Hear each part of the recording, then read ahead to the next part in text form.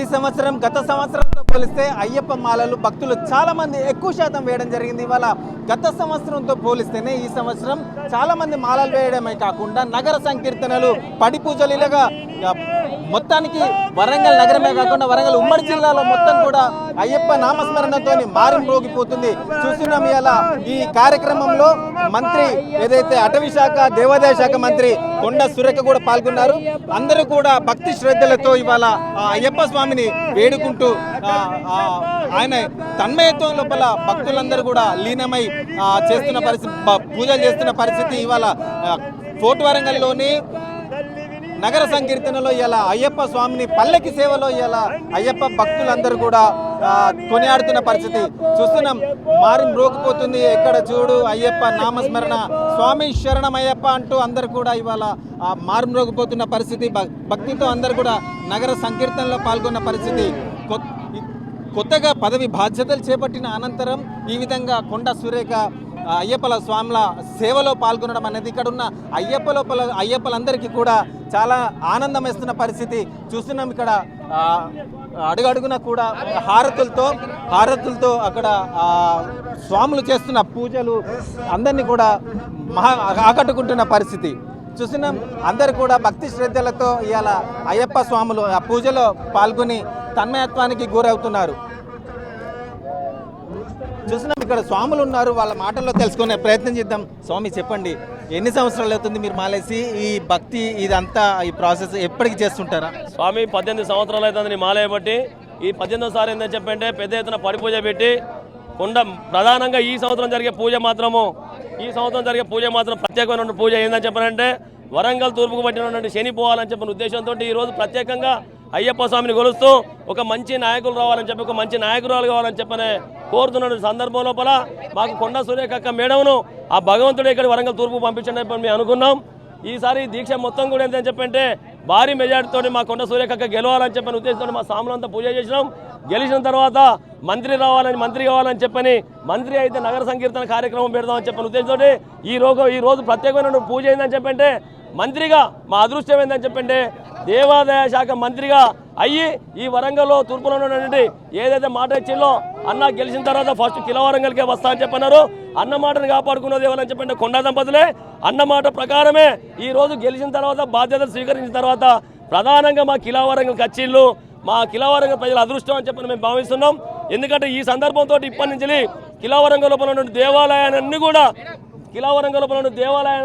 Madam మా ఒకటే విన్నపం, కిలా వరంగల్లో ఎన్నో దేవాలయాలు ఉన్నాయి. స్వయంభూ దేవాలయం ఉంది ఇక్కడ. కాకతీయ రాజులు పరిపాలన చేసే సందర్భంలో అని చెప్పంటే ఆ దేవుణ్ణి మొక్కేది.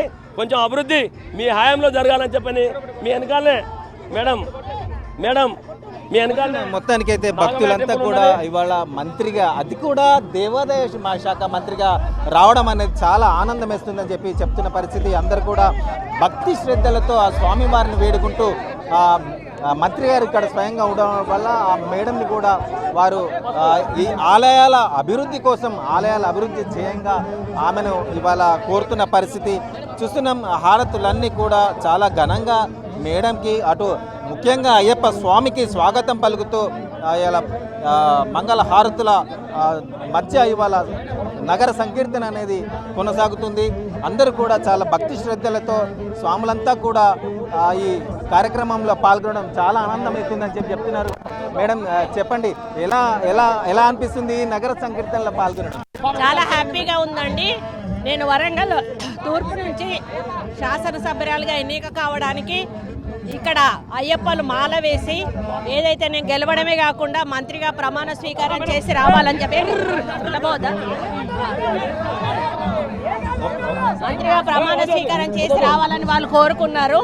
వాళ్ళు కోరినట్టుగా అయ్యప్ప వాళ్ళ మొరను ఆలకించి ఈరోజు మంత్రిగా వాళ్ళ కార్యక్రమాన్ని అటెండ్ అయ్యే అవకాశం కల్పించడమే కాకుండా దేవాదాయ శాఖ మంత్రిగా కూడా నాకు అవకాశం ఇవ్వడం నాకు చాలా సంతోషంగా ఉంది. ఈ సందర్భంగా ఈ అయ్యప్ప సంకీర్తనలో ఒక దేవాదాయ శాఖ మంత్రిగా నేను మొదటగా ఈ కార్యక్రమాన్ని అటెండ్ అవ్వడం కూడా చాలా హ్యాపీగా ఉంది.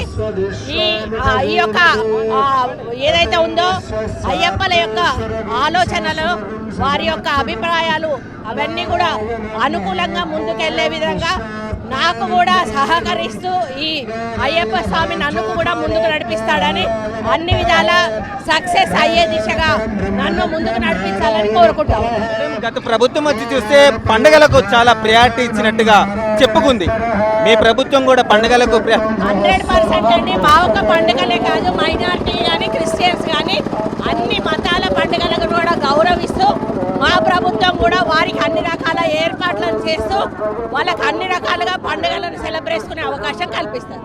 మేడం ఇవాళ చూస్తున్నాం శ్వేతపత్రం విడుదల చేసిన దానికి కేటీఆర్ శ్వేతపత్రం విడుదల చేస్తున్నారు. దాన్ని ఎలా చూస్తున్నారు? శ్వేతపత్రాలు ప్రభుత్వాలు విడుదల చేయాలండి, ప్రతిపక్షాలు కాదు.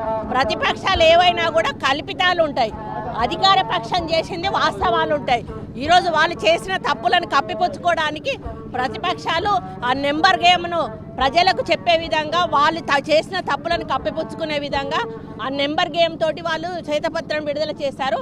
కాంగ్రెస్ పార్టీ ప్రభుత్వం ఏదైతే చేసిందో అధికారులతోటి అంచనాలన్నీ కూడా స్టడీ చేసిన తర్వాత వాళ్ళు ఉన్నప్పుడు పనిచేసిన అధికారులే ఈరోజు మాకు ఆ పత్రాన్ని ఇవ్వడం జరిగింది.